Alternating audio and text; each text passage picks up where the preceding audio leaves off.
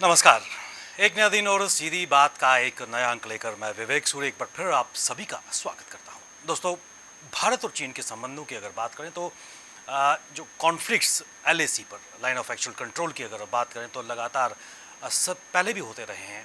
1962 में भारत चीन युद्ध में जो परिणाम है उससे कहीं हटकर आज भारत की एक बहुत ही अहम भूमिका है। और जिस तरह प्रधानमंत्री नरेंद्र मोदी के नेतृत्व में भारत ने वैश्विक स्तर पर अपनी एक पहचान बनाई है, वो कहीं ना कहीं उसका प्रभाव आज देखने को मिल रहा है। 15 जून को जिस तरह भारत और चीन के बीच गलवान वैली में जो कॉन्फ्लिक्ट हुआ, जिसमें 12 के 20 जवान शहीद हुए, लेकिन शहादत देने से पहले उन्होंने एक करारा जवाब चाइना को निश्चित तौर पर दिया। उसके बाद लगातार एलएसी की अगर बात करें, लद्दाख की अगर बात करें तो कॉन्फ्लिक्ट तनाव बढ़ता जा रहा है। लेकिन सबसे इम्पॉर्टेंट बात, भारत बदल चुका है, भारत का हौसला बदल चुका है और आज चीन को उसी की भाषा में जवाब दिया जा रहा है। और उसी कड़ी में हाल ही में प्रधानमंत्री का लद्दाख का दौरा, जहां लेह में उन्होंने जो गलवान में वैली में जो कॉन्फ्लिक्ट हुए थे, सैनिक जो घायल हुए थे, उनसे मुलाकात की। निमू में जाकर एक स्पष्ट संदेश हमारे जो पड़ोसी मुल्क खासकर चाइना और उसके साथ साथ पाकिस्तान को एक कड़ा संदेश दे दिया है। आंतरिक स्तर की अगर बात करें तो 59 चाइनीज ऐप्स को बैन करना क्या चाइना की इकोनॉमी पर आहिस्ता आहिस्ता भारत एक प्रहार कर रहा है? कुल मिलाकर यहाँ से आगे क्या संदेश चाइना को जाएगा, यही आज की सीधी बात है। उस पर चर्चा करने के लिए हमारे साथ एक बहुत ही विशिष्ट पैनल मौजूद है, जिनका तारुफ, जिनका परिचय आप सबसे करा दो। सबसे पहले मेरे एक्सट्रीम राइट साइड पर सेवानिवृत्त कर्नल वीरेंद्र शाही बैठे हैं। एज ए डिफेंस एनालिस्ट के तौर पर हमारे इस कार्यक्रम में आप शामिल हुए हैं। इनके बिल्कुल ही साथ में बैठे हैं श्री नीरज आनंद जी, आप प्रेसिडेंट हैं चैम्बर ऑफ ट्रेडर फेडरेशन, और उसके अलावा आप नेशनल वाइस प्रेसिडेंट हैं confederation of all India traders. और स्पष्ट दिशा निर्देश खासकर चाइनीज़ प्रोडक्ट को नकारने की जो बात की गई है, एक मुहिम पूरे भारतवर्ष में चली है, उस पर आप व्याख्यान करेंगे। मेरे एक्सट्रीम लेफ्ट साइड पर सर्वप्रथम श्री गौरव गुप्ता जी बैठे हैं। आप प्रोमिनेंट मेंबर हैं chamber of commerce and industries, जाने माने सामाजिक कार्यकर्ता। और इनके बिल्कुल ही साथ में बैठे हैं श्री अनिल भट्ट जी, आप ब्यूरो प्रमुख हैं press trust of India Jammu और जम्मू कश्मीर लद्दाख की जो भौगोलिक स्थिति है उस पर आप काफ़ी पैनी दृष्टि रखते हैं। आप सभी का हमारे इस कार्यक्रम में स्वागत। कर्नल साहब, शुरुआत में आपसे करना चाहूँगा, 15 जून के बाद गलवान में जो कॉन्फ्लिक्ट हुआ और उसके बाद लगातार तनाव एलएसी पर देखने को मिला है, एक स्पष्ट संदेश क्या प्रधानमंत्री नरेंद्र मोदी की तरफ से विश्व को, खासकर चाइना और पाकिस्तान को गया है? सर देखिए साहब, मैं बड़ा क्लियरली बुनियाद से चलता हूँ। आखिर चाइना को तकलीफ़ क्या है?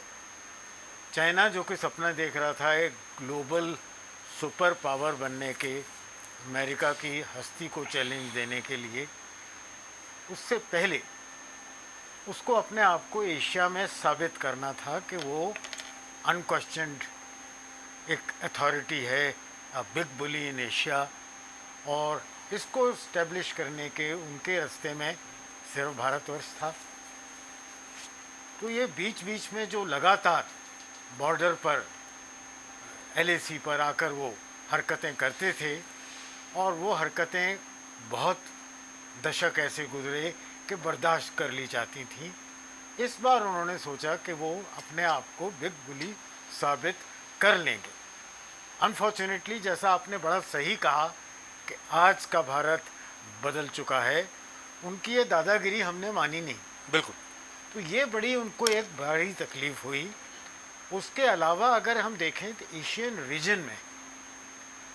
रीजन को मैं थोड़ा सा एक्सटेंड करूँगा। वो अपनी दादागिरी फैलाना चाहते थे, नॉट ओनली टू नेबर्स, नज़दीक वाले, ऑस्ट्रेलिया तक। ऑस्ट्रेलिया ने भी उनकी बात नहीं मानी, उनके स्टूडेंट्स का आना बंद कर दिया और इंपोर्ट्स के ऊपर पाबंदियां लगाईं। जापान और हर एक का नाम क्या लूँ, तमाम एशियन कंट्रीज़ ने बड़े क्लियर तौर पर ये इंडिकेट कर दिया कि साउथ चाइना सी में भी हम इस दादागिरी को मानने वाले नहीं हैं, और उनका जो विस्तारवादी तरीका है अब उनको उसके ऊपर लगाम लगानी पड़ेगी। साउथ चाइना सी में जिस तरह से यूनाइटेड स्टेट्स के एयरक्राफ्ट कैरियर्स आए, जिस तरह से उनके ट्रुप्स उन्होंने यूरोप से मूव किए, ये एक बड़े ख़ास इंडिकेशन थे चाइना को, स्पेशली पोस्ट करोना कि आज संसार उससे चिढ़ा हुआ है, दुखी है, तंग है, और अब वो चाइना की इन गुस्ताखियों को माफ़ करने के मूड में नहीं है। बिल्कुल। मैं जहाँ तक भारतवर्ष का सवाल है, अपने देश का, हमने उनके ऐप्स बंद किए, एक रास्ता हुआ। हमारे पास प्रोएक्टिव एक्शन लेने के लिए अभी बहुत सी चॉइसेस बाकी हैं, जिसको चाइना मेरा ख्याल प्रधानमंत्री के मैसेज के बाद क्लियर तौर पर समझ गया होगा। हम चाहें तो उनका सी रूट बंद कर सकते हैं विद वर्ल्ड पावर्स देयर, और अपनी नेवी की ताकत से हम पाकिस्तान का भी ऑयल सप्लाई बंद कर सकते हैं। चाइना के सी रूट पर, साउथ सी से जाने के रास्ते पर लगाम लगा सकते हैं। हमारा थोड़ा भी पोस्चरिंग अगर राजस्थान से होता है तो नानी याद आ जाएगी पाकिस्तान को सिंध की तरफ। हम मदद दे सकते हैं बलूचिस्तान में, हम पोस्चरिंग कर सकते हैं गिलगित बल्टिस्तान पर। तो ये जो सब है, ये उनके लिए बड़ी ख़तरनाक चीज़ें हैं, नाजुक चीज़ें हैं, दुखती नर्व है चाइना की, जब उनका सी रूट और उनका इकोनॉमिक कॉरिडोर थ्रेटन होता है हमारी बल्टिस्तान की मौजूदगी से। और हमारी मौजूदा जो हम सड़क बना रहे हैं और वहाँ से हम इलाका उनका सुपर इम्पोज होकर देख सकते हैं, हम इंटरफेयर कर सकते हैं, हमारी लॉन्ग रेंज गन्स की रेंज में आ जाता है। तो इकोनॉमिक तरीके भी हैं, मैं छोड़ूंगा, मेरे दोस्त बैठे हैं इकोनॉमिक चीज़ें कवर करने के लिए। टेक्निकल तौर पर अभी तो हमारा ऑफेंसिव डिफेंस शुरू नहीं हुआ है, अभी तो हम सिर्फ LAC की मौजूदा पोजीशन बता रहे हैं। LAC के बारे में भी मैं एक और चीज़ साफ करना चाहता हूँ।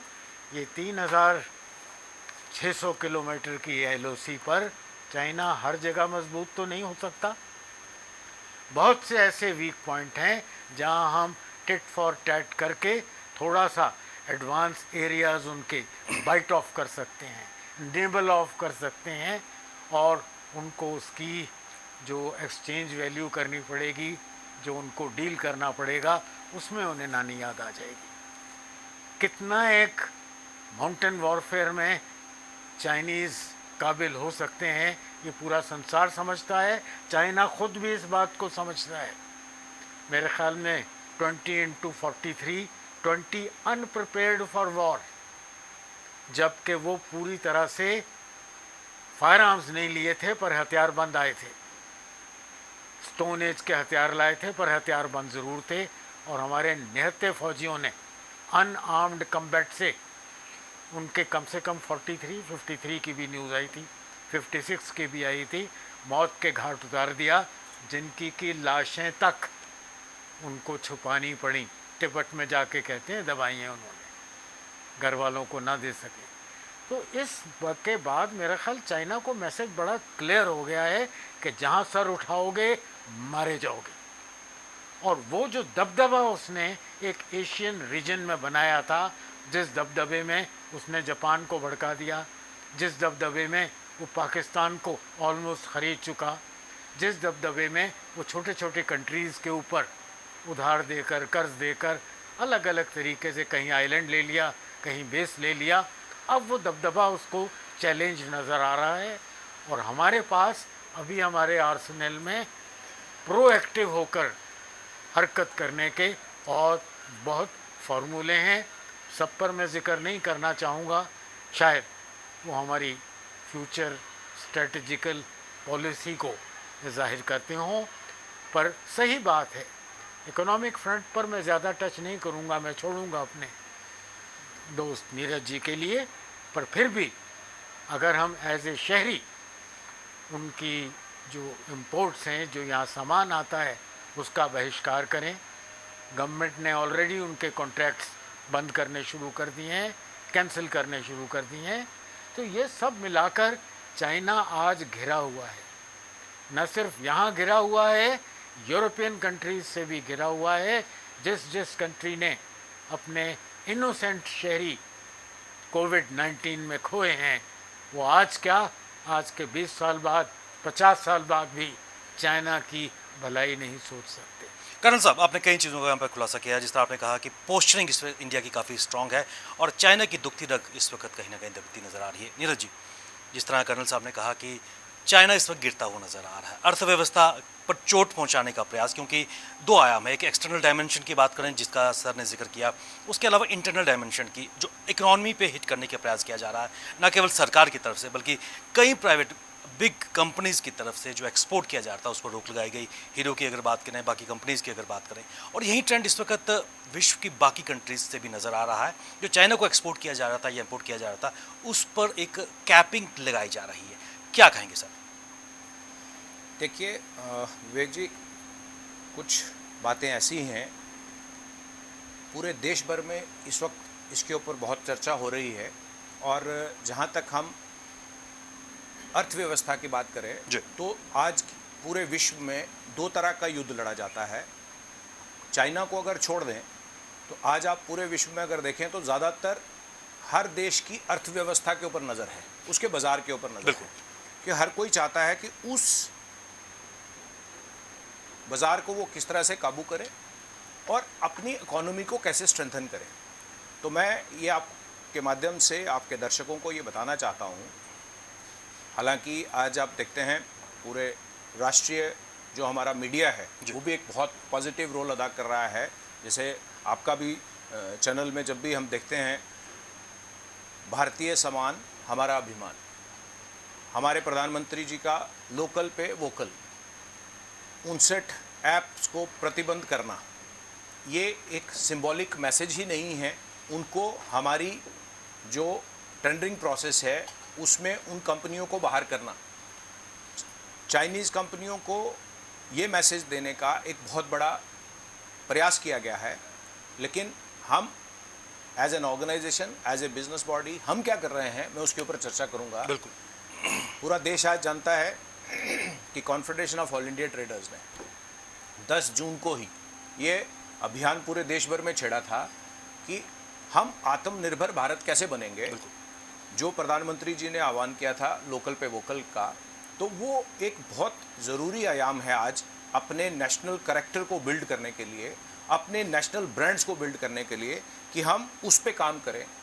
तो confederation of all India traders ने 10 जून को ही ये अभियान छेड़ा था, लेकिन 15 जून को जो ये अनफॉर्चुनेट इंसिडेंट हुआ जिसमें हमारे जवान और कर्नल साहब एक शहीद हुए, ठीक कहा कर्नल शाही साहब ने कि उनके भी जवान भले मारे गए लेकिन हमारे जवान अनप्रिपेयर्ड थे। इसकी वजह से देश भर में एक रोष उत्पन्न हुआ कि हमने चाइना को अब माकूल जवाब देना है।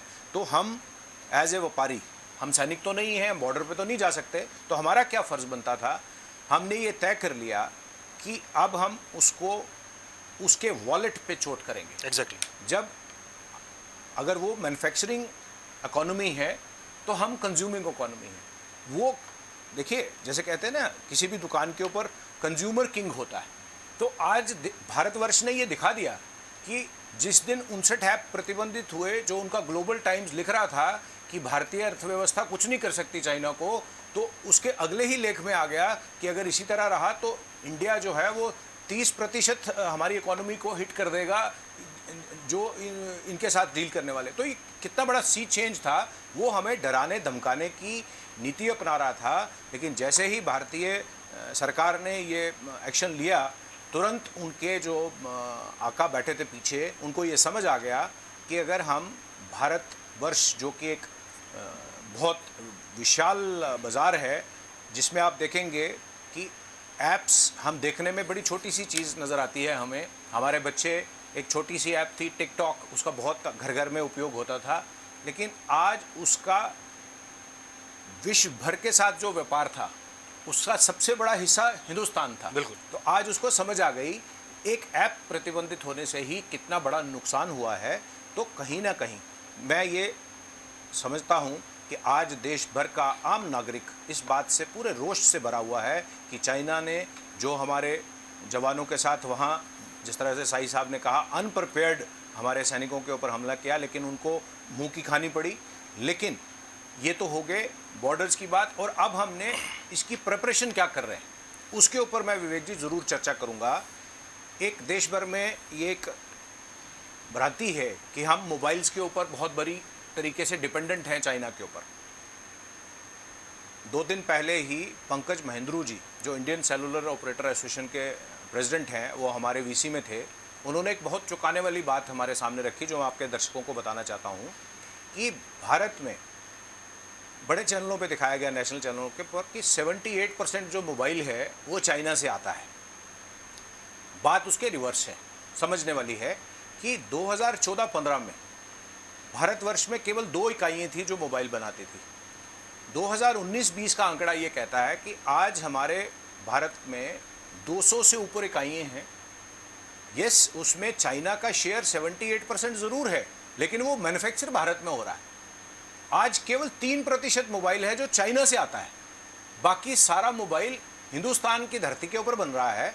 वो उनकी मैन्युफैक्चरिंग यहाँ पे हो रही है, जिसमें कि 7 लाख से ऊपर एम्प्लॉय हमारा है, जो भारतीय एम्प्लॉय वहाँ काम कर रहा है। तो कहीं ना कहीं, चाहे वो लैपटॉप की इंडस्ट्री है, चाहे वो पावर बैंक बनाने की इंडस्ट्री है, चाहे वो लैपटॉप आईटी क्षेत्र की और इलेक्ट्रॉनिक्स की इंडस्ट्री है, तो उसमें आज ऐसा नहीं है कि भारतवर्ष, अगर ये एक बहुत बड़ी सी चेंज है, देखने वाली बात है कि चाइनीज़ जो कंपनीज़ हैं, चाहे वो शाओमी हो जाए, ओप्पो हो जाए, वीवो हो जाए, तो आज वो उस लेवल पे, उस स्तर पे हमारे से नहीं लड़ सकते कि वो हमें ये डिक्टेट कर पाएँ या हमारे बाज़ार को रोक पाएँ। आज भारत उन चीज़ों का निर्यात कर रहा है यहाँ से बना के।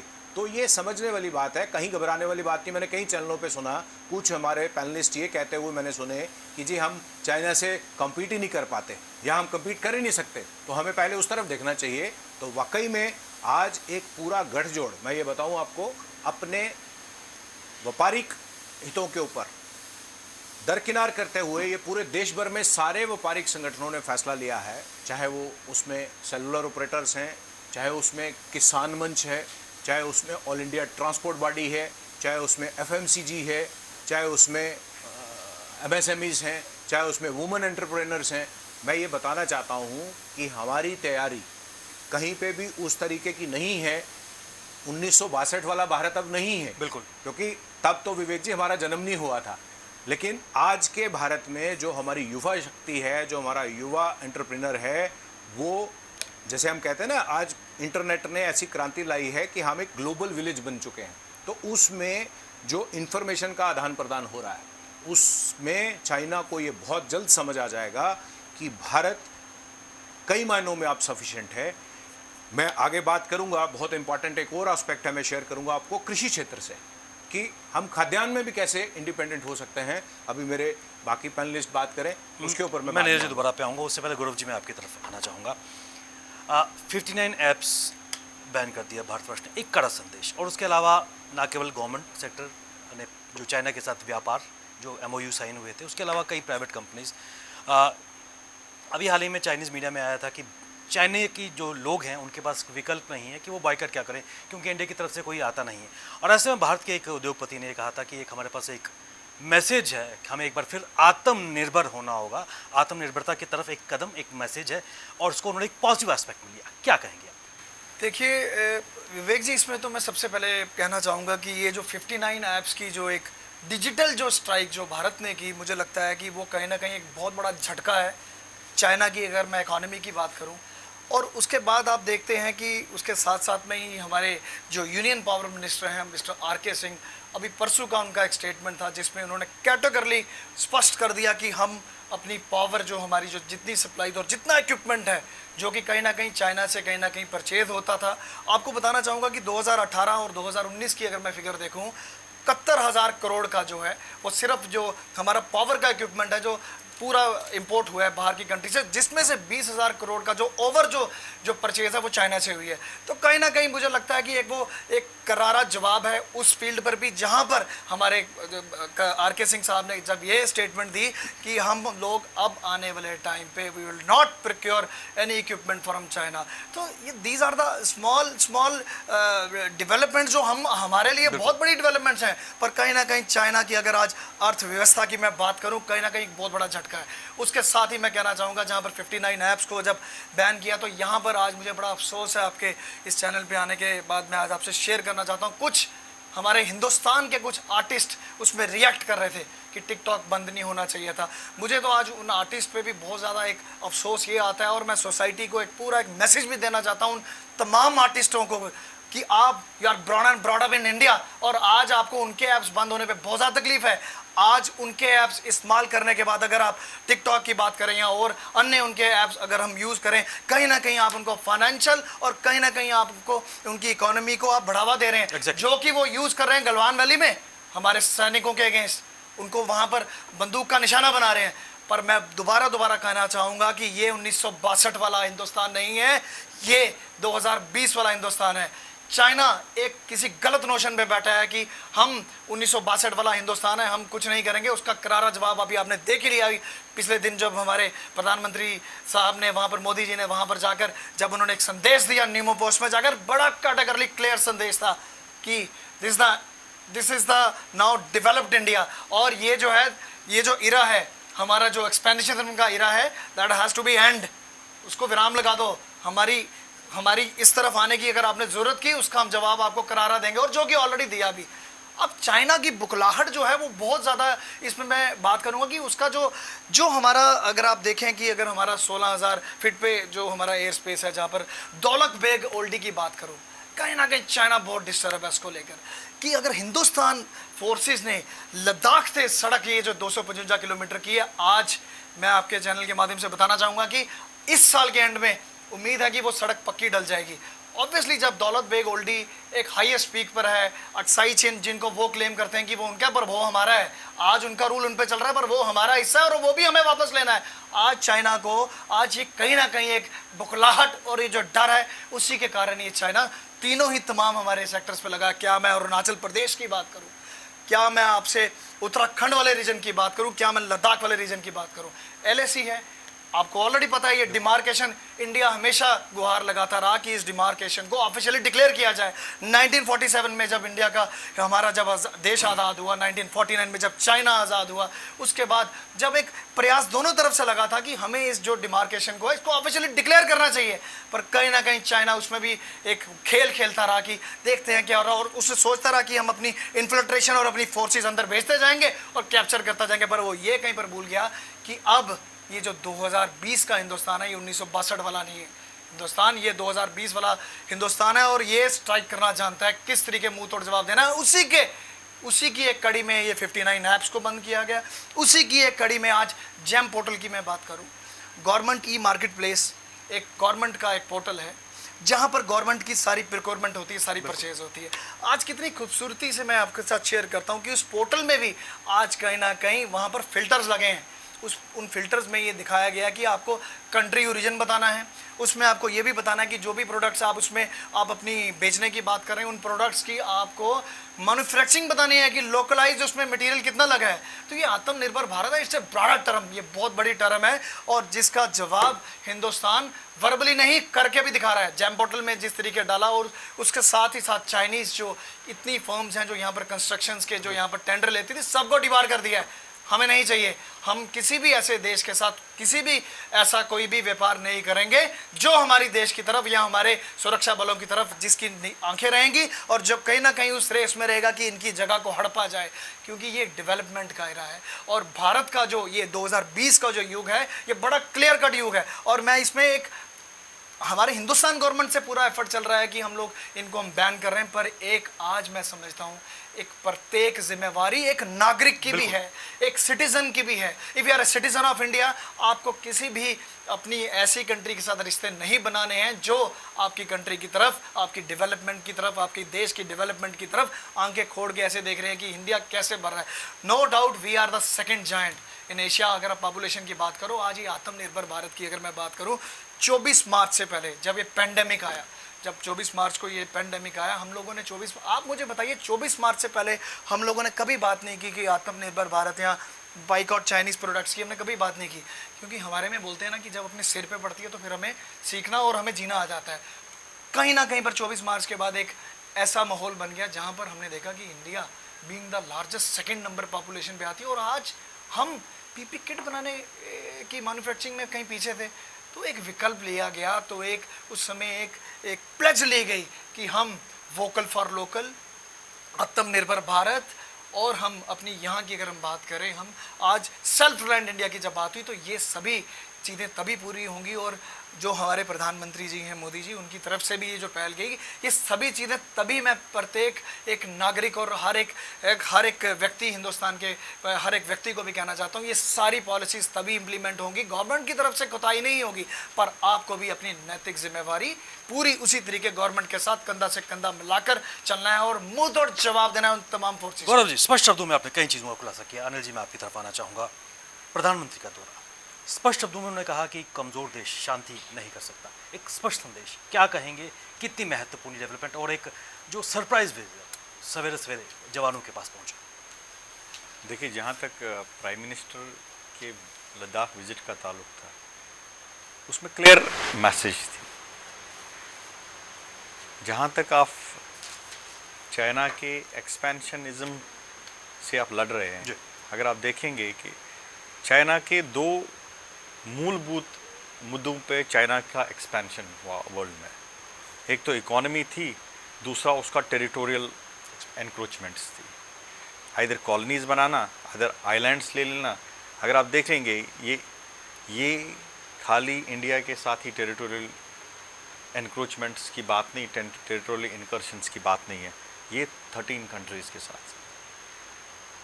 साउथ चाइना सी पे तो आपको सभी पता है कि 7 कंट्रीज़ के साथ जुड़ा हुआ है, फिर आ गया यहाँ से टोक्यो के साथ, ये जापान के साथ। तो ये एक्सपेंशन था, जो उसकी पॉपुलेशन एक्सपोर्ट हो रही थी, तो उसका एक ग्रैब जो था, उस पॉपुलेशन का यूज़ करके डिफरेंट कंट्रीज़ में अपनी टेरिटोरियल प्लेसेस बनाना और चाइना की कॉलोनीज़ बनाना। जो ईस्ट इंडिया कंपनी ने किया, उन्होंने दोनों, एक तो उस टाइम में उनके लिए सी से उनका जो फोर्स था ईस्ट इंडिया कंपनी का, ब्रिटेन का, तो उन्होंने उसको यूज़ करके अपनी कॉलोनीज़ बनाई। आज उसी मॉडल पे चाइना भी सेम, आप देख लीजिए, जहाँ पे आपको उसको इकोनॉमी यूज़ करनी है, एड यूज़ करना है, वहाँ उस एड को यूज़ करता है। जहाँ पे उसको आर्मी का यूज़ करना है, वहाँ आर्मी यूज़ करना है, क्योंकि उसके पास बहुत ही जो वाटर रिसोर्सेज प्लेसेस होते हैं, जैसे सी में है, क्योंकि मैक्सिमम वर्ल्ड का ट्रेड जो होता है वो सी से होता है। तो सी में इम्पॉर्टेंट है कि आप सी लाइन कम्युनिकेशंस को कैसे कंट्रोल करेंगे। सी लाइन कम्युनिकेशन जैसे सूएज कैनाल है, तो जो ये ट्रेड था, अगर आप देखेंगे, उसने गवादर पोस्ट ले लिया, बिकॉज उसको थाउजेंड्स ऑफ नॉटिकल माइल्स से लेके उसको अपना सप्लाईज लेनी पड़ती थी। सो उसने पाकिस्तान से जिंगजियांग प्रोविंस से सीधा रोड बनाया, सी लाइन कम्युनिकेशंस को उसने स्ट्रेंथन किया। ब्लू वाटर नेवी उसके पास नहीं थी, बट लास्ट के 5, 6, 7 सालों में उसने इसको डेवलप करने की, और आइलैंड्स ले लिए। आप इवन देख लीजिए, फार्दर्न आइलैंड्स लाइक मदगास्कर, वो बिल्कुल डीप है अफ्रीकन कोस्ट में, उन तमाम चीज़ों को उसने एक नेटवर्क बनाया, ताकि वो वर्ल्ड में जो इकोनॉमी कंट्रोल करें, और वो सी लाइन कम्युनिकेशन था, तो वो उसने ट्राई की कि वो नेटवर्क बनाएं सी में, ताकि वो ट्रेड कंट्रोल करें। पहला।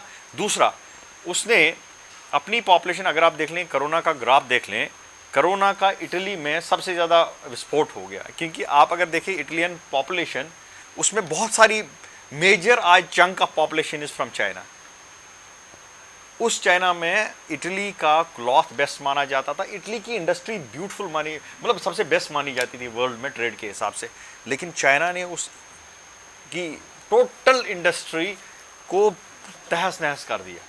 तो क्या होता है कि आप जैसे इंडिया और चाइना के साथ साथ, अगर जब हमने इंडिया चाइना रिलेशनशिप की, जैसे ये फैक्ट्रीज लगाने वाली बात की, ये बेस्ड होता है इंपोर्ट्स एंड एक्सपोर्ट्स पे, आप कितना इन्वेस्टमेंट वहाँ करते हैं और चाइना का वापस इन्वेस्टमेंट क्या होता है। चाइना का एक बड़ा फंडा क्लियर है, वो आपको एक फुटहोल्ड देते हैं, तो रिवर्स में बाद में आपकी इकोनॉमी को एनक्रोच करते हैं। और ये अगर देखेंगे, ये वर्ल्ड की हर एक इकोनॉमी में जो ट्रेडिशनल इंडस्ट्रीज थी जिस कंट्री की, चाइना ने वो तबाह कर दी। That was an economic model. और दूसरा जो सी पैक है, अब इंडिया उसके लिए उसमें प्रॉब्लम बना था, it was a road block it, because वो सी लाइन वो जो रोड था, सिल्क रोड का एक modern road, take it to the Europe, ताकि हम सी से नहीं, मैं अल्टरनेटिव रूट बनाऊंगा वर्ल्ड को कनेक्ट करने के लिए, मतलब सभी कंट्रीज में से। तो सबसे इंपॉर्टेंट चीज आप देख लीजिए, कंट्री में चाइना का इवन वॉरफेयर पे नहीं था। चाइना का जो फोर्स था, दैट वाज बजट जो था, प्लान था, जो स्ट्रेटजिक गोल्स थे, that was economic plan, that was not on the military plans. तो उस एसेट्स को, उस strategic goal, economic goal of concurring entire world like east India company, उसमें उसने ब्लू वाटर नेवी बनाई। उसने उन अपने एसेट्स को डिफरेंट कंट्रीज में जहाँ जहाँ PLA हैं उनको लगाया। अगर आप देख लेंगे जिंगजुआन से उसका जो पूरा इस्लामिक रीजन है वो is battling with terrorism, but वहाँ से लेके बलोचिस्तान से लेके उस जो उसने पूरा सिटी बसाया आज की डेट में गवादर, ऑलमोस्ट आप देख लीजिए कि पूरा, चाहे कराची हाईवे है, कराकोरम हाईवे है, ऑल उन्होंने जाल बिछाया हुआ, and Pakistan has virtually become a colony to it. उसी के साथ साथ अगर आप देखेंगे डिफरेंट पॉकेट्स में स्टडी करेंगे, 13 कंट्रीज में उसने पूरा एक नेटवर्क बनाया। तो ये एक एक्सपेंशन है, एक तो टेरिटोरियल एक्सपेंशन, दूसरा इकोनॉमिक एक्सपेंशन, और ये कंट्रोल पूरा एम है वर्ल्ड में कि टोटल ईस्ट इंडिया कंपनी का जो मॉडर्न आपका प्लान है वो वर्ल्ड को कंकर करें। तो इसीलिए जब प्राइम मिनिस्टर साहब जाते हैं तो उसका पहला सरप्राइज विजिट होता है, तो पहला मैसेज ये होता है कि देखिए, मैं अपने आर्म फोर्सेस के साथ, उनकी फैमिलीज के साथ हम झुका हूं, we have not backed out. आप ये मत समझे कि ये वाली टेरिटरी में आप नेगोशिएट करेंगे कि मैं यहाँ से बैकआउट करूँ, वो हमारी तरफ से नहीं। एंड सेकेंड, जबकि नेगोशिएशन चल रहे हैं, he never created a pitch about that discourse. उन्होंने एक तब भी जो हमारी सभ्यता है, भारत की सभ्यता है, नम्रता, उन्होंने तब भी बहुत नम्र विनय के साथ वो चीज़ बता दी। सेकेंड, उन्होंने कहा कि वी आर रेडी, अगर ये चीज़ होता, अगर ये we are ready for any time of conflict. Second, कि हम इस चीज़ पे आपसे मूलभूत धातु पे हम कंप्रोमाइज़ नहीं करेंगे टेरिटोरियल इंटीग्रिटी के लिए। सेकेंड, हम कॉन्फ्लिक्ट के लिए भी तैयार है इफ दोनों चीज़ों में अगर ये वापस अपनी स्टेटेड पोजीशन पे नहीं गई जहां अप्रैल में थी, बिल्कुल, जहां ये सब इसका जो ग्राफिक था पूरा उसी तरीके से हो गया, जो ये एक्सपेंशन का वापस नहीं मुड़ा। Third was giving a clear message कि ये जो ईस्ट इंडिया वाला कंपनी वाला जो एक्सपेंशनिज्म वर्ल्ड में था, इकोनॉमिक हो या टेरिटोरियल हो, वो आप अब चलने वाला नहीं है। सो ये जो बाकी कंट्रीज में आप दादागिरी कर रहे हो, ये चलने वाला नहीं है वर्ल्ड में। थर्ड, फोर्थ वाज कि आप एक जो ये हमारे कंट्री में विदिन में डिस्कोर्स स्टार्ट हो गया था, चाहे कांग्रेस हो या बाकी अपोजिशन पार्टीज हो, तो उनको बिल्कुल साइलेंस करने का था।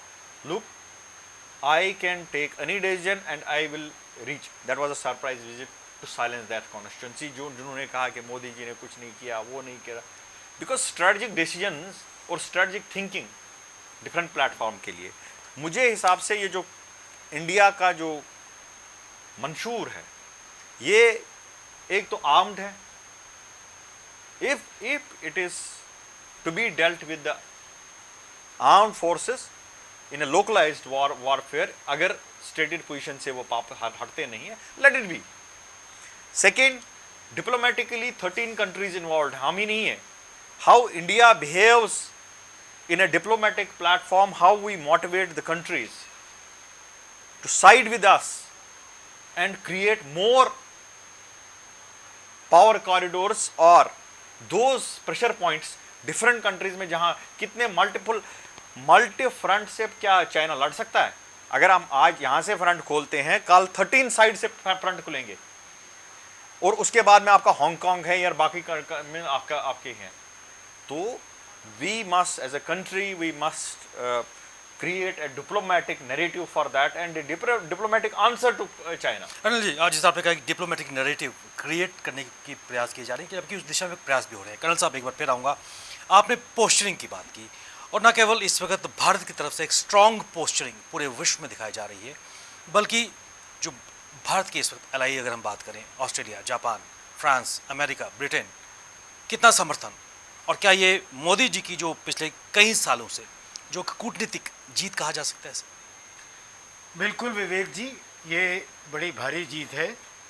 मैं तो यहाँ तक कहूँगा कि ये जो मिस एडवेंचर चाइना ने किया है, ये हमारे लिए क्राइसिस नहीं है। आई लुक एट इट, ये हमारे लिए एक अपॉर्चुनिटी है। Exactly. It is the time that we have almost turned the tables onto China and Chinese dreams of local domination into the Asian subcontinent.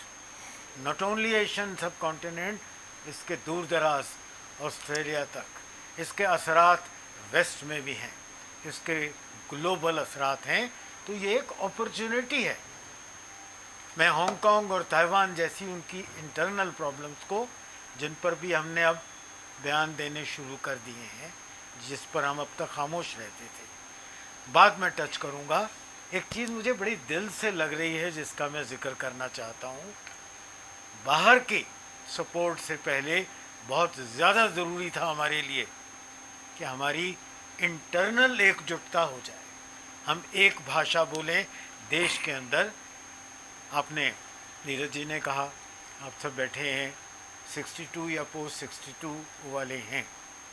मैं तो प्री 47 वाला है। मैंने अंग्रेज़ का शासन भी देखा है, मैंने भारत का वो झंडा लेकर आज़ादी के लिए गोरा मेरा देश छोड़ो, क्विक इंडिया मूवमेंट भी देखा है।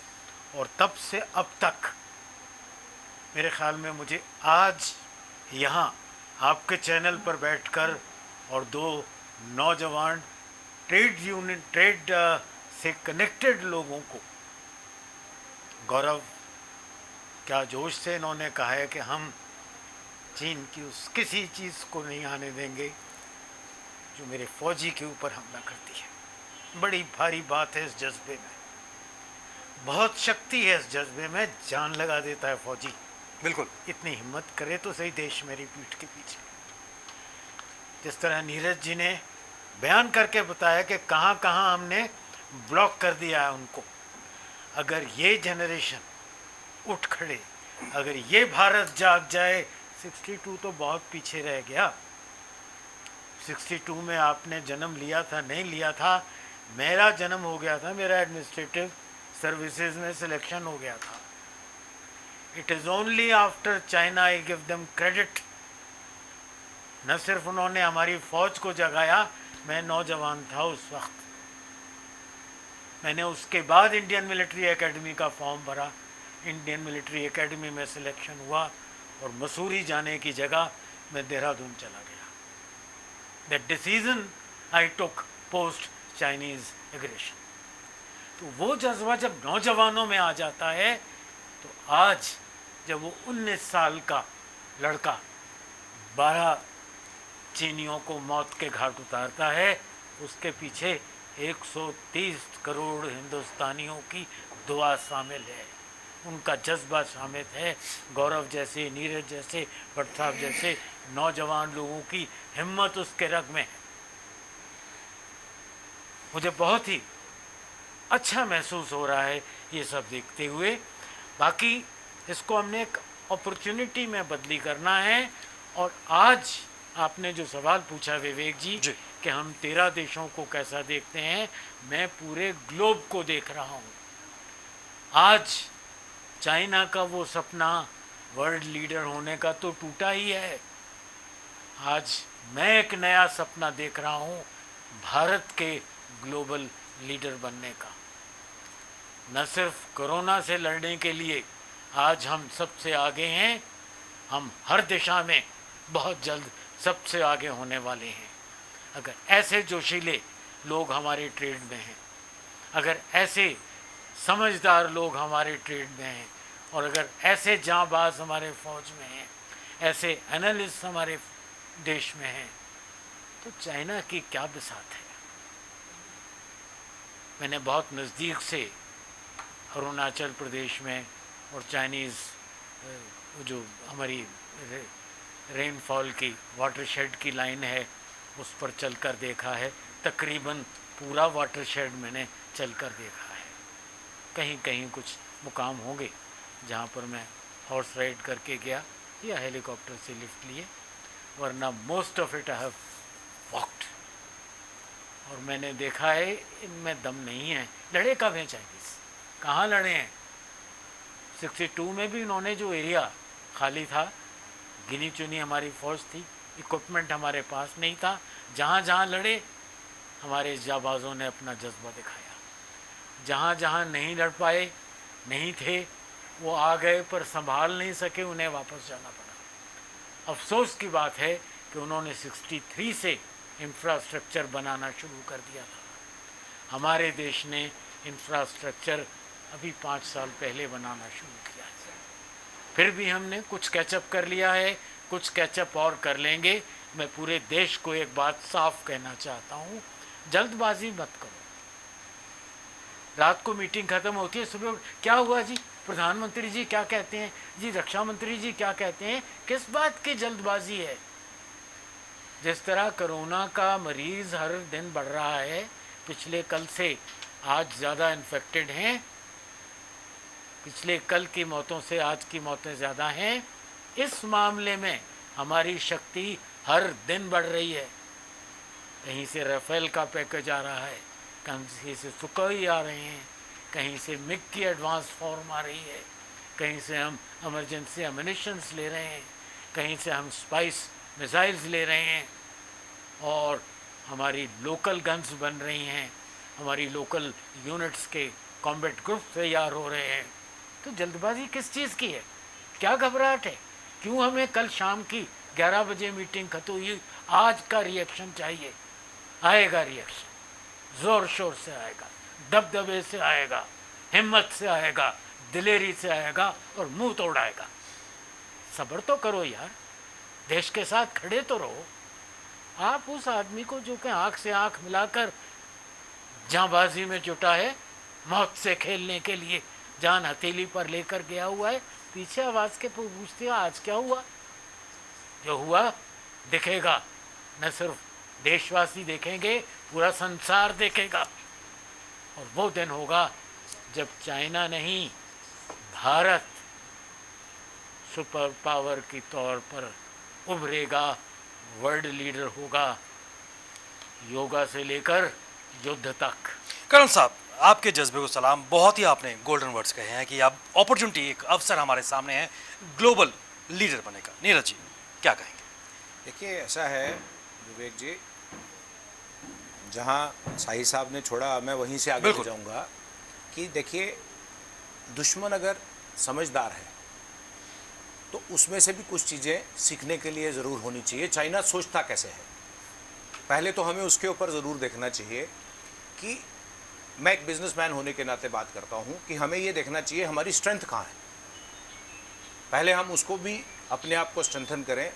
बड़ी अच्छी बात कही गौरव जी ने, लेकिन मैं ये ज़रूर कहूँगा जोश के साथ हमें होश भी कायम रखने हैं। और आज अर्थव्यवस्था को चूँकि हम डील करते हैं, व्यापारी हैं, तो जैसे हमारे आज आने वाले त्यौहार हैं, दिवाली आने वाली है, हमारा हिंदुस्तान का सबसे बड़ा त्यौहार होता है, रक्षाबंधन से चल के हम दिवाली तक पहुंचते हैं। तो पहले तो जैसे साहिब साहब के साथ हमें सिविल सोसाइटी में बहुत काम करने का मौका मिला, और ये मेरा सौभाग्य है कि ऐसे बड़े हमारे बीच में हैं जो हमें हमारे शहर में बैठ के गाइड करते हैं समय समय पर कि हमें कैसे काम करना चाहिए। तो उसमें एक बहुत बड़ा रोल, जैसे आप पिछले दिनों देखेंगे, एक बेसिक आइटम है जम्मू में राजमाश की बड़ी ही कह सकते हैं कंजम्पशन होती है, चाहे हमारे ढाबे हैं, चाहे हमारे घर हैं। आज संडे है तो मेरे ख्याल में जम्मू का कोई घर होगा जहां राजमाश नहीं बने होंगे। बिल्कुल सही बात। लेकिन ये समझने की बात है कि जो भदरवा बेल्ट हमारी राजमा के प्रोडक्शन के लिए जानी जाती थी, आज मैं विवेक जी आपको कहूँ कि 95% हमारी कंजम्पशन जो है वो चाइना के इम्पोर्ट से पूरी होती थी, क्योंकि कहीं ना कहीं हमारे किसान ने भी ये देख लिया कि भाई अब वहाँ से अगर आ रहा है तो मैं यहाँ पे लगाता ही नहीं। ठीक है, तो इसमें हमारे खाद्यान्न के ऊपर काम करने की बड़ी ज़रूरत है। और मैंने जैसे पहले कहा था आपको, पिछले दिनों नरेश सुरहू जी जो राष्ट्रीय किसान मंच के राष्ट्रीय अध्यक्ष हैं, उन्होंने मेरे सामने जो तथ्य रखे, मैं हैरान हूँ, मैं आपके सामने शेयर करना चाहता हूँ कि भारत की 32.87 करोड़ हेक्टेयर लैंड में से, ये बहुत बड़ी बात है, 56% जो हमारी लैंड है वो एग्रीकल्चरल उसके लिए तैयार है, मतलब उसमें हम एग्रीकल्चर प्रोड्यूस पैदा कर सकते हैं। और भारत के पास वो सबसे ज़्यादा है किसी भी वर्ल्ड में कंट्री से। हमारे पास 445 नदियाँ हैं जो 2 लाख किलोमीटर से ज़्यादा भूमि को सिंचित करती हैं। 4000 किलोमीटर हेक्टेयर भूमि जो है वो बारिश से हमारी सिंचित होती है। यानी हमारे देश का इतना बड़ा भूभाग जो हमारे पास है, और जो वेदर हैं, 6 किस्म के वेदर हमारे देश में पाए जाते हैं, तो कहीं ना कहीं हमारे पास इतनी एग्रीकल्चर प्रोड्यूस हम कर सकते हैं। आज जैसे हम हार्टिकल्चर प्रोड्यूस में सेल्फ सफिशिएंट हो गए हैं, इसी तरह हमारी एग्रीकल्चर प्रोड्यूस हम इतना खाद्यान्न पैदा कर सकते हैं, हम खुद तो अपने देश को खिलाएं, हम उसको इंपोर्ट कर सकते हैं। तो कहीं ना कहीं आज हमें ये देखना है कि जैसे अभी भट्ट साहब ने भी कहा था कि चाइना की जो सोच थी कि भाई मैं इकोनॉमी को कैसे कंट्रोल करूं, टेरिटोरियल एक्सपेंशन कैसे करूं, तो आज जिस तरफ अभी कर्नल साहब ने इशारा किया है वो ये है कि भारत अगर हमने सुपर पावर बनाना है तो उसके लिए हमें सभी अपने फोर्सेस को, अपनी ताकतों को अलाइन करना पड़ेगा, और उसमें हमारी सरकारों का बहुत बड़ा योगदान है। और कहीं ना कहीं आज मैं आपके चैनल से, मुझे ये कहने में कोई गुरेज नहीं है कि जब तक हम अपनी भारत की करप्ट प्रैक्टिसेस को, जो करप्शन है हमारे तंत्र में, जो रेड टेपिज्म है हमारे अंदर, जो हम सरकारी तंत्र से बाहर नहीं आने पड़ते, जो सरकार के लोग हैं, मैं उनको आज ये आपके चैनल के माध्यम से बताना चाहूँगा कि वो they should mend their ways. समाज तैयार हो गया है। आज सिविल सोसाइटी की बात, आज कर्नल शाही साहब जितना आज भी सिविल सोसाइटी में कंट्रीब्यूट कर रहे हैं, मैं देखता हूँ इनके जज्बे को, और इनको देख के हमें भी मोटिवेशन आती है कि कैसे। लेकिन हमारा जो सरकारी तंत्र है, देखिए सरकारें आती जाती रहती हैं, पॉलिटिकल पार्टी आ रही है जा रही है, लेकिन जो ब्यूरोक्रेट होता है ये उसके ऊपर बहुत बड़ी बात है। He has to see the guidelines of the country, what where we are going, what is our planning. China यहाँ तक सोचता है कि ईद का त्यौहार आता है ना, तो वो जो टोपियाँ यूज़ करते हैं हमारे मुस्लिम भाई, वो चाइना से बन के आ रही है। यानी चाइना सोचता कैसे है, उसका बिजनेस कैसे सोचता है, उसकी जो कंट्री की सोच है, वहाँ के जो ब्यूरोक्रेट्स हैं वो ऐसा माहौल बना के देते हैं अपने इंडस्ट्रीज को, वो उतनी चीज़ बना के देते हैं कि भाई आप जाइए। आज जैसे भारत में दिवाली है तो हमारे आप देखते हैं छोटी छोटी बीड्स वाली लाइट्स आती हैं, आज हमारी मूर्तियाँ वहाँ से आ रही हैं, वहाँ से जो हमारे कलर्स हैं होली के वो वहाँ से आ रहे हैं, हमारे दिवाली के फायर क्रैकर्स वहाँ से आ रहे हैं। तो हम ऐसा क्यों नहीं सोचते? हमने शिवाकाशी को क्यों ख़त्म कर दिया? हमने अपनी ट्रेडिशनल जो हार्टलैंड्स थी, जैसे जापान में कल्चर है, उन्होंने हर एक विलेज को आइडेंटिफाई किया है, ये विलेज वही चीज़ बनाएगा। जैसे ये भारत में भी था, ऐसा नहीं था कि हमारे यहाँ पे कहाँ की सिल्क की साड़ी मशहूर थी, हमने उस उद्योग को क्यों नहीं पैटर्नाइज किया? हम आसानी में पड़ गए। हमने अपने ब्यूरोक्रेट्स ने ऐसा माहौल बनाया कि जो बिजनेसमैन भी था, आज अगर हम कहते हैं कि चोरी होती है, अंडर इन्वॉइसिंग करके चाइना से लोग लाते हैं, तो क्या हमारे जो अफसर बैठे हैं उनको पता नहीं चलता है?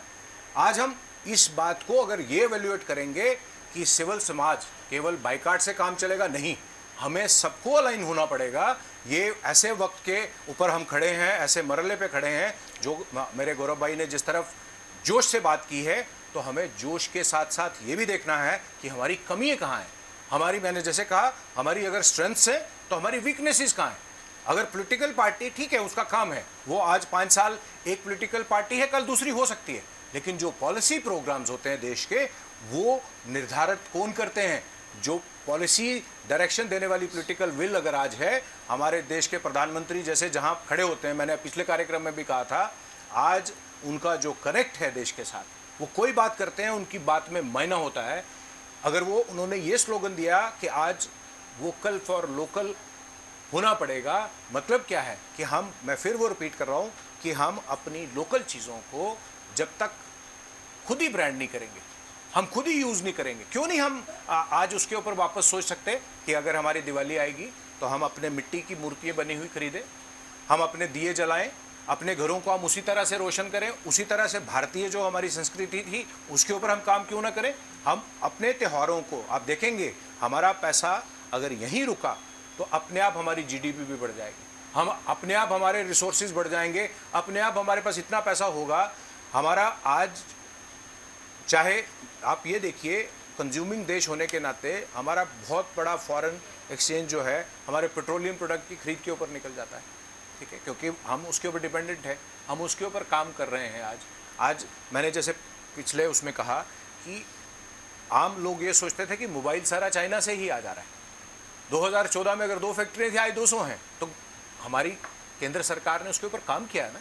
तो हमें इस तरह से काम करना है, जो हमारी ब्यूरोक्रेटिक हैसल्स हैं हमने उसको कैसे कम करना है, करप्शंस कहाँ कहाँ है हमने उसको वीड आउट कैसे करना है।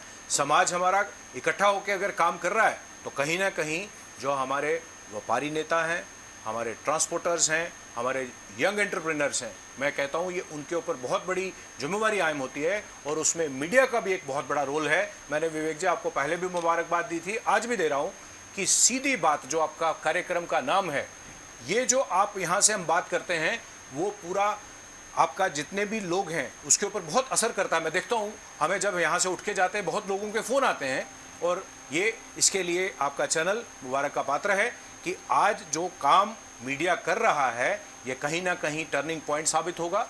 और आने वाले दिनों में भारत अगर वो सपना देखता है, हमारी पॉलिटिकल लीडरशिप अगर वो सपना देखती है, तो व्यापारी वर्ग भी उसमें कहीं पीछे रहने वाला नहीं है। और हमारा सिविल समाज जिसको बड़ी लीड देते हैं हमारे शाही साहब भी, हमें कई बार मौका मिलता है, और जो भी आने वाले दिनों में एक जॉइंट मैं कहता हूँ एक प्रयास रहेगा, तभी हम चाइनीज़ डिज़ाइंस को डिफीट भी कर पाएंगे और अपने देश को उस आर्थिक मजबूती में भी ले जाएंगे।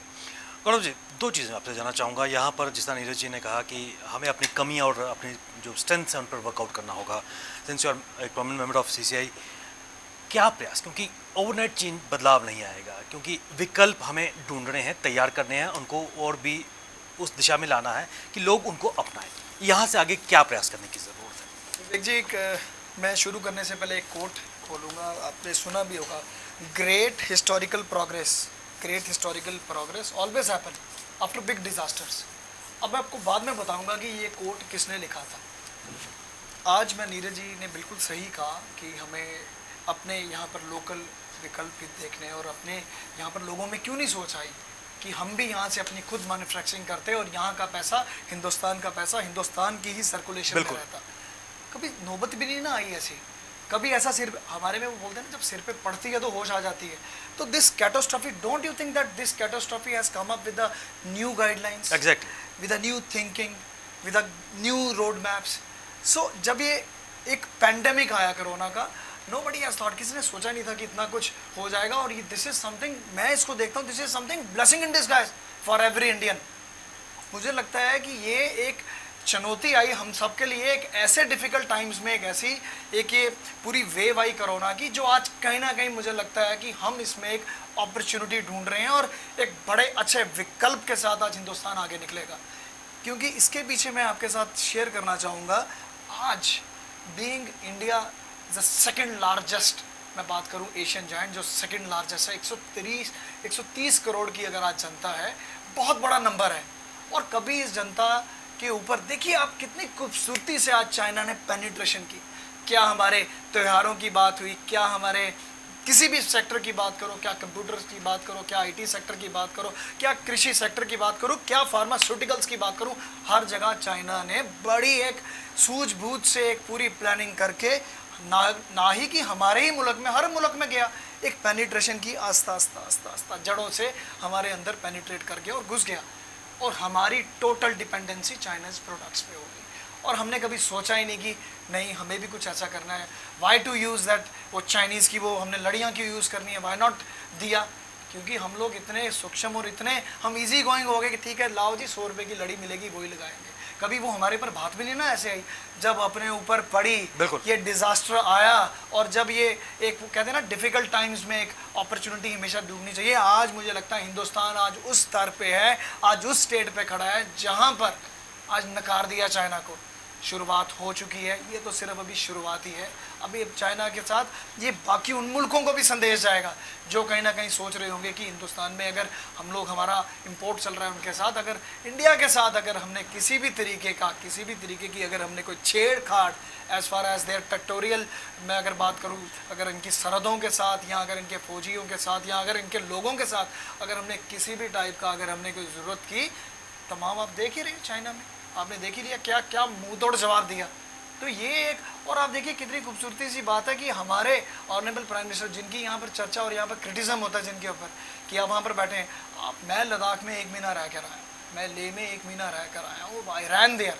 मैं आपको पता है अपार्ट फ्रॉम दिस मैं एक मैराथन रनर भी हूँ, मैं करतुंगला में भी दौड़ा, मुझे पता है वहाँ पर जाकर एक्लमेटाइज होना, पहले 5-7 दिन वहाँ पर रहना, और क्या बात है, क्या जज्बा है हमारे ऑनरेबल प्राइम मिनिस्टर साहब का। और जो वहाँ पर गए नीमू पोस्ट पे जाकर उन्होंने अनाउंसमेंट्स भी की, आप देखिए कितना मोरल आज बूस्ट हुआ होगा हमारे हर एक आर्मी के पर्सनल्स का, हमारे जो आईटीबीपी वाले हैं और हमारे एयरफोर्स के जितने भी तमाम पर्सनल्स वहाँ पर हैं, कितना बड़ा एक आज हौसला अफजाई हुई होगी कि आज हमारे यहाँ पर प्राइम मिनिस्टर खुद स्वयं यहाँ पर आए हैं और हमें ऑन कर रहे हैं कि I am standing with you, India is standing with you, आप आगे बढ़ो। उनका मनोबल कितना बूस्ट हुआ होगा, उनके हॉस्पिटल में गए, उनका वहाँ पर जाकर भी हाल पूछा। ये बहुत बड़ी बात है। लद्दाख एक ऐसा टेरिटोरियल जहाँ पर जाके संस्कार, जहाँ पर ये न्यूमो पोस्ट में जहाँ पर हमारे प्रधानमंत्री साहब ने जहाँ पर अपनी स्टेटमेंट दी, अपनी स्पीच दी, एक आम आदमी को आप बोलो कि वहाँ पर जाके एक्लमेटाइज हो जाए और वहाँ जाके स्टेटमेंट देकर, मुश्किल होता है सर। आप देखिए कि वहाँ पर जाकर आपको एक्लमेटाइज होना पड़ता है जाकर। आप देखिए कि आज एक पूरा एक जोश पूरा हिंदुस्तानी, हर एक हिंदुस्तानी में, कि अगर हमारा प्राइम मिनिस्टर इस एज में जाकर, लेह में जाकर एक कड़े शब्दों में चेतावनी चाइना को दे सकते हैं, कितना मनोबल हमारे आम हिंदुस्तानी का भी बढ़ा होगा। तो ये तमाम एक चपेट है उन विरोधी पार्टियों का भी जो सिर्फ अपने घरों में बैठकर आज बातें ही कर रहे हैं कि क्या हो रहा है, कैसे हो रहा है। आप देखिए ना, प्रैक्टिकली करके भी दिखाया ना, गए ना लद्दाख में, आप मुझे बताइए कितने चेहरे वहाँ पर गए। हमारे डिफेंस मिनिस्टर की भी अभी रीशेड्यूल हुई है उनकी विजिट, वो भी वहाँ जा रहे हैं। तो ये सारा जो मैं बात आपको समझा रहा हूँ, ये बड़ी चीज़ एक स्वाभाविक है और बड़ा क्लियर मैसेज है कि ये 1962 वाला हिंदुस्तान नहीं है। ये कतनी और करनी में यकीन करता है। आज 2020 है, हम होश में भी रहेंगे और हम जोश में भी रहेंगे। हमें किसी तरीके की अगर आंखें किसी भी मुल्क ने अगर दिखाने की कोशिश की, मुंह तोड़ जवाब हमें अच्छे तरीके से आता देना चाहिए। अनिल जी, यहाँ से अगर आगे की बात करें, क्योंकि क्या अब ज़रूरत इस बात की है कि अब अपनी इकॉनमी, अपनी इंडस्ट्री को और मैच्योर करें, ताकि जिसके लिए हमें चाइना पर डिपेंड होना पड़ा था, वो प्रोडक्ट्स उसी लेवल, उसी मयार के हमें मिल पाए। देखिए, सबसे इम्पोर्टेंट चीज़ जो हमने इकोनॉमिक नैरेटिव बिल्डअप किया कंट्री में, डिपेंडेंस जहाँ चाइना की, मैंने कहा ना, जहाँ हमने चाइना ने हमें फुटहोल्ड दे दिया, इंडस्ट्रीज़ के लिए जगह दी, हमें चीप मटेरियल मिल गया, और वही इंडस्ट्री वाला जॉइंट वेंचर से स्टार्ट हो गया। अगर आप देख लेंगे, जॉइंट वेंचर से ये इकोनॉमी का स्टार्ट होके आज हम गुलाम बन गए चाइना के। एग्जैक्टली। तो कहीं ना कहीं वो इकोनॉमिक जब मॉडर्नाइजेशन 1 सेकेंड जो उस टाइम फाइनेंस मिनिस्टर हुआ करते थे, मनमोहन सिंह जी थे, second time as a finance secretary भी हुआ करते थे वो, जब ये फर्स्ट सेकेंड हुआ, उसके बाद में जॉइंट वेंचर में हमने फुटहोल्ड दे दिया। फिर हमने जो बड़ी बड़ी इंडस्ट्रीज़ थी वो जॉइंट वेंचर में चली गई, उनको चीप रॉ मटेरियल मिल गया। अब रॉ मटेरियल हम प्रोवाइड कर रहे हैं चाइना को, वो उसको ठीक करके वही रॉ मटेरियल हमारे फार्मास्यूटिकल्स में आ जाता है। 87% फार्मास्यूटिकल्स में है। मतलब ये इसी का नहीं है, मतलब it is in all industries. मतलब हमारी जो डिपेंडेंस इंडियन इंडस्ट्रीज़ की है तो वो फुल्ली चाइना पे है। जब इसी मौक़िफ़ को ये प्लानिंग थी, जब पहली बार मोदी जी ने हुकूमत संभाली, तो पहला उसका इकोनॉमिक मॉडल था, इकोनॉमिक मॉडल का एक्सपेंशन था make in India, self sustainable model, skill India. क्योंकि प्रॉब्लम क्या था कि China is entirely A skilled population, तो उनका वो चीप लेबर होता है और हमारे पास तो लेबर स्किल, इसलिए हमने स्किल्ड इंडिया या मेक इन इंडिया, उसमें सबसे इम्पॉर्टेंट चीज़ था कि जो आपका डिफेंस प्रोडक्शन में है, मतलब 1 लाख ऑफ करोड़ और 2 lakh of crore every year हमारा डिफेंस प्रोडक्शन में चला जाता है। हमने कभी ट्राई नहीं की कि इंडियनाइजेशन करें, क्योंकि वो हम पैसा देते हैं किसी कंट्री को वेपन्स खरीदने के लिए, क्यों ना हमने टेक्नोलॉजी लेके मैन्युफैक्चरिंग यूनिट्स लगाएं। तो वो पहला इसी गवर्नमेंट में हुआ। अब अभी तक ये एक्सपेरिमेंटेशन में पहले तो कभी हुआ नहीं। ये ऊपर से लेके एक सुई तक हमने government of India has to rethink out of box solution for. हमें प्रॉब्लम हो जाएगी इंडियन पॉपुलेशन को, let our population sustain that those problems, but आप इंडस्ट्रीज को इंडिजनाइज करेंगे अपने। अब मैं ये नहीं बोल रहा हूं कि ये दीपक का दीपक ही रखें, लेकिन हम वो लड़ियां भी तो बना सकते हैं यहाँ पे। क्यों नहीं बना सकते? हम बोलते हैं कि हम इसको इस तरीके से सोचें, क्योंकि आज का जो बच्चा है वो ग्लैमर में चीजें देखता है। वो दीपक में एक तो हम कल्चरली उस चीज को करने की कोशिश करें Hybrid कर उनमें से, सकते हैं। लेकिन एटलीस्ट हम ये बोलते हैं कि हम वो दीपक नहीं बना सकते, हम वो छोटे से जहाज, वो टॉयज नहीं बना सकते।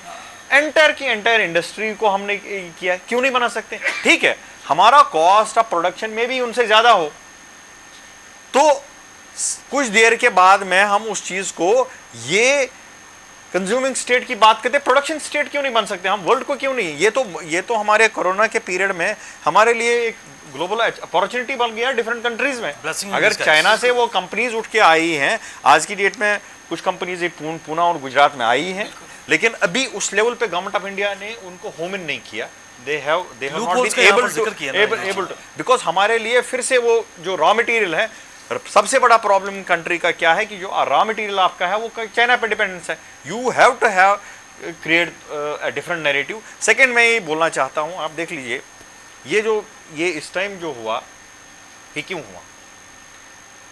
चाइना ने ऑलरेडी 62 के बाद में पूरा एक नेटवर्क ऑफ रोड तिब्बत से किया, इंफ्रास्ट्रक्चर ह्यूज बनाया। लास्ट के 6 सालों से आप अभी तक ये जो रोल था, अगर आप देख लेंगे वर्ल्ड का हाईएस्ट मोटरेबल रोड कौन सा था, ये सभी लोगों को पता था। वर्ल्ड का सबसे हाईएस्ट रोड कौन सा था? वो मोटरेबल रोड था खरदुंगला। लेकिन आज आपको पता नहीं है कि सबसे बड़ा वर्ल्ड का रोड है उर्दुला। 19,780 फीट की ऊंचाई पे है, वो जो बीआरओ ने 2018 में किया। अगर आप देखेंगे कि बीआरओ ने -40 डिग्री टेम्परेचर में रोड्स बनाए।